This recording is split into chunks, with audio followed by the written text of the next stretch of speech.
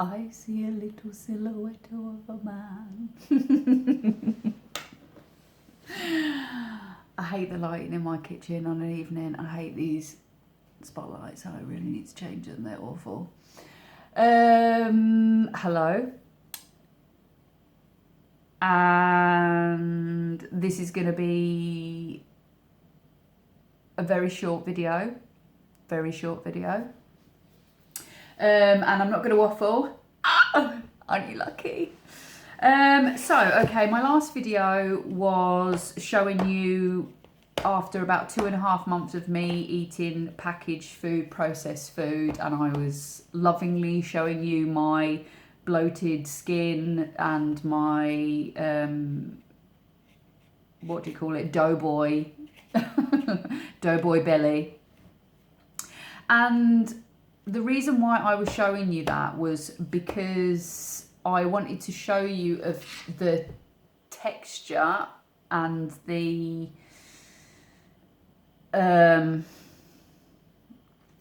embodiment of all the chemicals in your processed food is what it's actually doing to the composition of your skin, of your muscle, of your tissue, of your cell.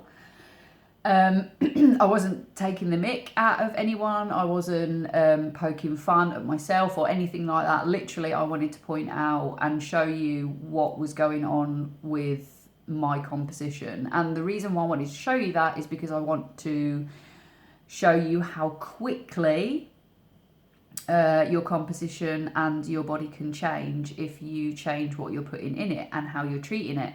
So this video is literally, what are we on, 2 days? Are we even on 2 days since I last did the video? I have to check the date. And I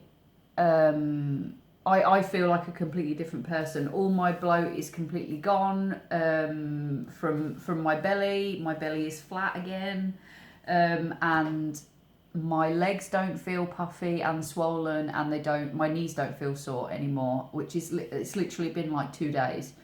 So I wanted to share with you what I do, or what I have done, and what is very powerful in the first few days of actually making changes with yourself. And when you speak to people that have just started deciding that they want to change their body aesthetically, they want to change their lifestyle, what you hear is shame, judgment, piss taking, guilt, hate, self-loathing, you know, all the negative self-talk you can possibly think of. And for me, that is the worst place to start any change from. It's not a good pier to jump off from. It's really not. If anything, you're actually going more inland. You're taking the opportunity of change further and further away from you. And the best landing strip that we can take flight from is one of self-love, acceptance, one of appreciating the body, and very much of a place of celebrating. And I know that sounds completely counterproductive to anything that you've been taught before, but this is a new way and it works for me. And literally within a day, what are we on? Is it 2 days? Is it even 2 days? I feel like I've not been eating that crap because the way I treat my body, the way that I understand my body, the way that I understand my relationship with food, the relationship with my body is one of love now. Love, acceptance, appreciation. I honestly think that I am the most attractive that I've been in my life, and I really don't give a shit about anyone else's version of that. I feel very safe in my own skin and in my own body and in my own mind, and I think that has come from understanding how miraculous and how magical the body actually is. and finding the strength to actually look at myself not just from other people's viewpoint, and look at myself from, you know, how I experience my body. I feel younger than I've ever felt. I feel like I've got more energy. I feel just all round like probably the best I have ever felt in my life. And I heal so quickly. I hardly ever bruise anymore. As I mentioned in past videos, I don't feel pain. I don't get headaches. It's so freaking rare that I even get like a runny nose or anything like that. And it's generally when I'm run down from life, really, and everybody gets that way. So over the last couple of months, I've been eating all this packaged food. I've been eating like absolute crap. I've added salt to meals. I've been eating things that I haven't eaten in years, just to prove a point to myself, and tried to document how I felt afterwards, how my tummy felt, how my mood felt, my work ethic, you know, all these sorts of things, and found the decline was so sharp that I felt sick. I have felt like I can't sleep properly, as I've mentioned, and so I made a decision to actually stop, because I didn't, not for the aesthetic. All my clothes still fit. I wear quite loose stuff, so it didn't really bother me. The texture of my skin had obviously changed quite a lot. I'd started to get like deeper lines on my face, and look really sullen and tired. But my skin and the composition of cellulite had actually like accelerated crazy amounts. Like it seems to have like completely gone over the last couple of days. But I want to talk about a couple of things in this video. So the first thing is actually accepting where we are in the journey of how we feel about our bodies. We need to accept first. So how did we get to this point? So there's a lot of factors that, you know, helps us put on weight, leads us to put on weight. At the end of the day, whether it's a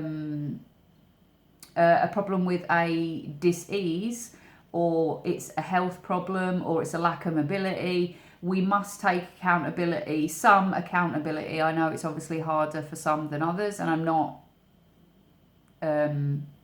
what's the word I'm looking for?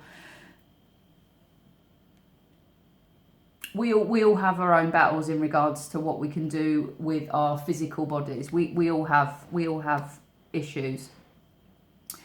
What I'm trying to get at is that someone who sits at a desk all day for a job is going to find it a lot harder to be able to stay motivated and make changes to their physical body.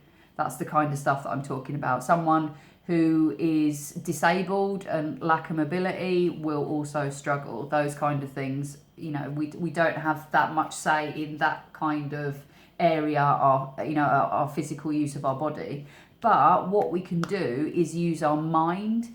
Now, I have actually said many times that I have held back from doing excessive exercise because I wanted to prove how little you can do and still maintain. Now, I'm not saying for 1 second that no one should do any exercise. I'm just saying that there's other factors in how we nurture, hydrate, and look after our physical bodies. There's thousands of things that go into it. It's literally not just, you know,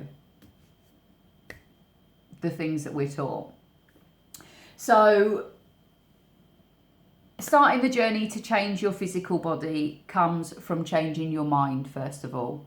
That's the most powerful weapon you have to change your physical body, because your emotions and your feelings and your thoughts they are the thing that needs to change for you to have lasting change. Now, over the first couple of days and weeks of starting any sort of change in your physical world is the hardest, because you have to build a habit. Now, if we don't accept where we are and how we got here, then we're very reluctant to be able to move forward. It's like a stage process that we need to do. Now, obviously, the difference that have happened in my body have happened over a short space of time, and I was intentionally doing that to myself. Now, obviously, I know that that's not a natural process, and I can switch my brain to thinking very positively about moving forward. Whereas I have in the past found it really, really hard to switch my mind into a more accepting attitude of basically accepting the habits and behaviours that got me to be unhealthy. And I'm not going to say fat, I'm not going to say put on weight or anything like that. I mean, I was at one point, I was like 7 stone wet through, and I was smoking and drinking like an absolute trooper, you know, and addicted to health pills and laxatives and all that kind of stuff. So health is not slim. Health is not weight loss, okay? Like I want in any of my work, I want that to be very profound and paramount to everyone involved. The goal is not to lose weight. The goal is to sort your head out, okay? So mind over matter. That's the ethos to any work that I do with anybody, is change your mind, change your reality. Your physical body is part of that reality. If you change the narrative, i.e. the way that your beliefs and your limiting thought processes on what you are actually capable of, change those, and you can literally build anything that you want. And like you have to believe that to move forward. It's very easy to think back to when we were slimmer, when we were younger. I mean, oh God, the amount of times that people say that to me. Oh, when I was 20, I was 6 stone, you know, and a size 8. Like you're going backwards. Don't talk to yourself in the past. Like, you don't ever want to go backwards with whatever you're doing. You're going forwards. You're going down a timeline. You know, you're bettering yourself. If you start talking about going backwards, you're also bringing in the energy of the past. Like, nobody wants to go there, so don't. You're making a new you, a better you that's never happened before. Like, I can't even imagine how good I feel right at this moment in time, like 20 years ago, 10 years ago. The amount of compliments I'm getting, the amount of people that I haven't seen in ages, and they're just like, fucking hell, you look so young. It's like, what's happened? Like, but that's only confirming what I feel about myself. Like, I feel that inside me, in my mind. I feel like a child again. I want to be able to give this to you. This is like the cup of eternal youth is not some chalice, you know, in some Indiana Jones cave far, far away. That's the fallacy. That's the myth. The cup of eternal youth is in you. You just have to drink from it. Self. You know, self-love. Put yourself first. That is the cup of eternal youth. Do the things that you want to do. Do what makes you happy. Do what is fulfilling to you. And this is what I would like to teach you in regards to stepping forward into changing your physical self, is accepting what has actually got you there. So it could be behaviours around food. You know, are you comforting yourself with food, which is such a natural thing, because basically our parents did it to us when we were children. You know, like we started screaming, shove a Mars bar in their hand or something like that. You know, like if they're kicking off in the supermarket, give them something to eat, a packet of crisps. It's such an easy, addictive habit to start with. It's like a dummy, isn't it? You know, if someone's making a noise and you want them to shut up, you give them some food, don't you? And there's this whole sort of social thing about being hangry and things like that. Obviously, it's habitual. That's the part I'm trying to work at. You know, overeating can release like humongous hormone releases within our body, which becomes addictive. Sitting and eating in front of the TV, this like massive form of dissociation. So we're not actually our senses and our tongue. We're not listening to the signals from our internal organs to say that we're actually full, because we're just piling it in. We're disassociating. We're not paying any attention to it. But the main thing that I want to focus on, and I've just done a little video over on Instagram for this. You'll find that I use both platforms because I don't have the technology to be able to do what I want on both, but we'll get there in the end. It will happen. When you're feeding yourself, don't ever say that you're on a diet. Don't ever say that you can't have any more. Don't say that you're not going to have chocolate. Don't say that you're not going to have this, that, or the other. Like your internal monologue, the soul inside thinks that you are actually depriving it. So it's wondering what the fuck it's done wrong. So you keep this feeling of guilt going.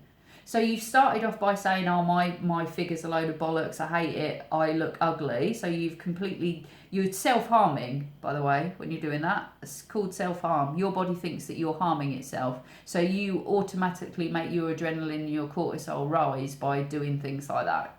Truth. You actually build anxiety as well by talking to yourself like that, because your soul knows no different whether you're speaking to it like that or somebody else is. Top tip, stop doing that to yourself. So when you decide that you're going to make a change in your life, you're shaming yourself and guilting yourself into making that change. Now, if you wanted the best out of someone, that's the last thing that you would do. If you want a child to succeed in a race, what do? You fucking shout from the sidelines and cheer them on. That's how you need to speak to yourself. You're not going to be able to make these changes, these big changes, these big physical changes that you want in your life when you're talking to yourself like that. So what you need to be doing is talking about your food in a way that's positive.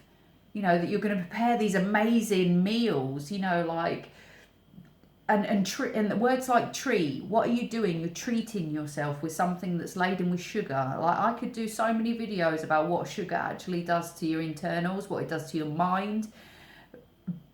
Instagram has stopped me from posting so many videos about sugar, like no shit. We classify that as a treat. Think about what that's doing to your subconscious. Think about the person, that little person inside you that's listening. So you're treating yourself with something that is actually classified as toxic to you. So when you're using certain language around your food, you need to change that as well. So what is a treat? A treat is something, you know, you're going to sit down, you're not going to have the TV on, you're going to really ingest your food and enjoy it. You're going to take the kids to the market and pick loads of lovely fruit and vegetables that you can smell and touch and experience. That's the kind of energy that you want around your food. Get people involved in the cooking at home. Make it a party. Make it light-hearted. Enjoy your food. You don't go to the supermarket pointing out all the things that you can't have. You're building the shame. You're building this kind of mentality where there's guilt around food. That's not what you want. Every time you eat a meal, you're actually not only ingesting bad energy, which you've just put all over the food, you're also ingesting guilt, shame, and more of that self-harm kind of energy. So what you need to do is pick foods that you really enjoy eating. This is a process. Don't suddenly stop eating everything that you ate before. Like, everybody knows what's good for us and bad for us. Like, everybody knows that. Basically, just stop eating processed food. It's the chemicals that are causing the problems, not the actual food. i.e., I'm just going to finish off by saying, pick foods which are whole foods and low ingredients. And I mentioned this in the last video. To make lasting change to yourself, you must change your internal monologue. So don't say that you can't have. I love bread. I could eat bread like loaf after loaf after loaf. but I choose to eat bread that's been made with few ingredients, that's been made by hand, which has been made with not a chemical, a cocktail of